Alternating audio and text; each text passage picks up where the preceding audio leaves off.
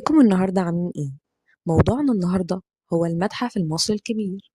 المتحف المصري الكبير هو واحد من أهم وأضخم المشروعات اللي عملتها مصر علشان تحافظ على تاريخها العظيم.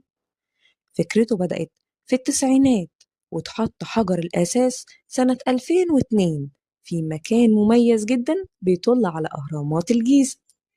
المتحف اتصمم على إيد شركة إيرلندية، وفكرته إن أشعة الشمس اللي بتيجي من فوق الأهرامات توصل للمتحف كأنه جزء من المشهد العظيم ده.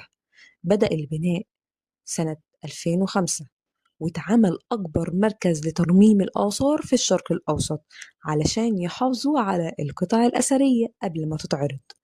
وفي سنة 2021 خلص بناء المتحف اللي مساحته أكتر من 300 ألف متر مربع، وده رقم ضخم جدا. المتحف هيكون أكبر متحف في العالم بيحكي قصة حضارة واحدة، وهي الحضارة المصرية القديمة. جواه هتتعرض كنوز الملك توت عنخ آمون كاملة لأول مرة، ومراكب الملك خوفو، وكمان آثار من عصور كتير، من أول ما قبل الأسرات لحد العصر اليوناني والروماني.